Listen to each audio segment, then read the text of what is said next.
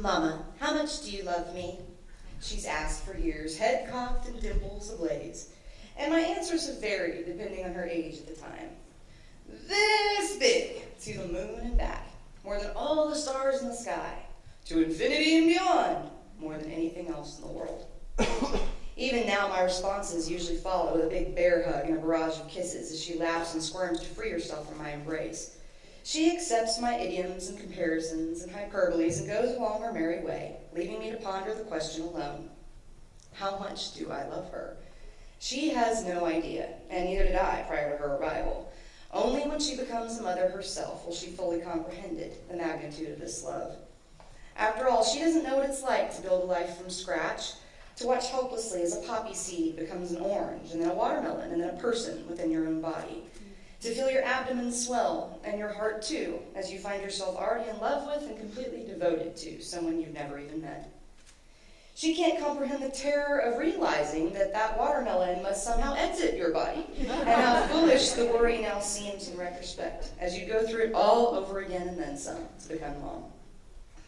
She has no idea what it's like to teach another human everything, how to eat, sleep, walk, and talk, just to scratch the surface. How all the spills, messes, bumps, and bruises faded into distant memories the moment she mastered any one of those milestones, or how terrifying it was the first time I realized that the baby I carried within me is not a doll, and in fact isn't mine at all, but a real live person whose identity exists independently from mine. She has no concept of what it's like to summon strength for someone else's sake, that every time she screamed and clutched my shirt as the nurse injected a needle into her pudgy toddler thigh, I wanted to simultaneously shield her from harm and punch that nurse dead in the face. Or that when I whispered, "You're okay, baby," I was really fighting the urge to collapse into a mess of heaving sobs right along with her. She can't comprehend what it's like to sit on the edge of her bed, wet washcloth in hand, and stroke her feverish forehead at 4:30 a.m., wishing I could absorb her pain so she wouldn't have to endure it herself. Nor can she fathom the panic that ensues when she calls my name in distress, or my primal urge to rescue her when she's in trouble, knowing that I'd sacrifice myself without the slightest hesitation if it ever came to that.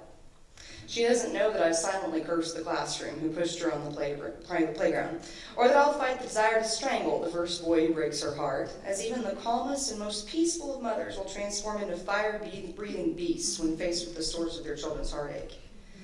She doesn't know what it's like to completely second-guess every decision you make, to weigh the pros and cons of each choice against your child's best interests, and to shoulder the endless guilt that floods your soul no matter which path you ultimately choose.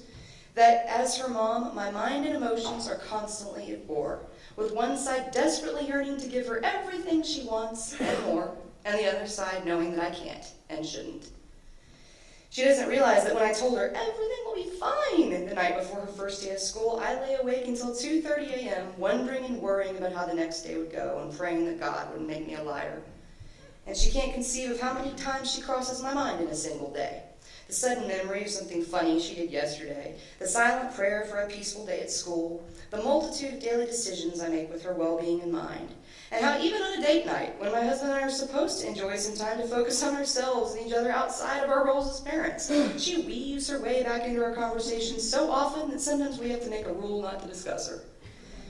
When she rolls her eyes at my seemingly infinite attempts to capture the perfect photo, it's because she doesn't know that I'm merely trying to preserve the memory of that day, that moment, in all of its glories to take. The way her golden hair glimmered in the sunlight against a backdrop of pumpkins, the color of the blush on her cheeks after her ballet recital, the expression on her face as she perched on Santa's lap, starstruck by his magic.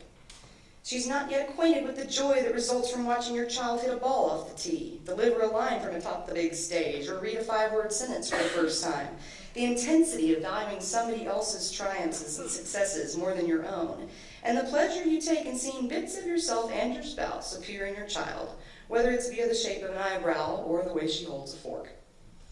She doesn't realize how much motherhood changes your perspective, that every Amber Alert or missing child on Dateline stops me in my tracks, makes me consider that child's mother and what in the world I'd ever do in her shoes, and that tears will inevitably spring to my eyes if I dwell on those what-ifs too long.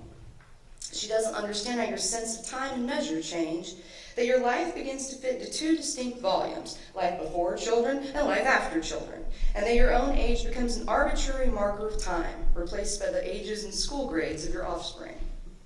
or how fast it all goes. That while the days creep by when you're young, they fly as fast as dandelion petals once you become a parent. That I rue the day when she's suddenly too big for me to physically hold on my lap. And that when I start to feel sad about growing older and all of my firsts being behind me, I remember that all of hers still lie ahead, and that witnessing the best days of her life will be even more magnificent and magical than when I experienced my own. She can't fathom the paradise and torture of watching her grow, that there's nothing I treasure more than being present for every day of every year of the birthday candles she blows out, but that each time I mark another inch in the growth chart or measure the size of her hand, palm to palm against mine, I have to momentarily hide in the bathroom so she won't notice the tears that trickled down my face without warning. And she can't imagine the agony of knowing that one day she'll leave me, spread her wings and fly as she leaves my nest, and how terribly frightened I'll be to send the most precious thing in my life out into the world alone sans my protection. And likewise that one day I'll leave her, not by choice, but by design. And that I lie awake in bed at night contemplating and dreading that day, hoping that by the time it comes, I'll have equipped her with enough love and knowledge to thrive in my absence, and above all, that she'll have found someone who loves her as fiercely and unconditionally as I do, to whom she'll be able to turn for comfort, affection, guidance, and support, all the things I offered once I'm no longer there to provide them. Mama, how much do you love me? I'd love to share with her the complexities of a mother's love, the hope, fear, joy, and anguish, but I don't. Instead, I smile and blink back the tears and assure her, my darling, more than you know.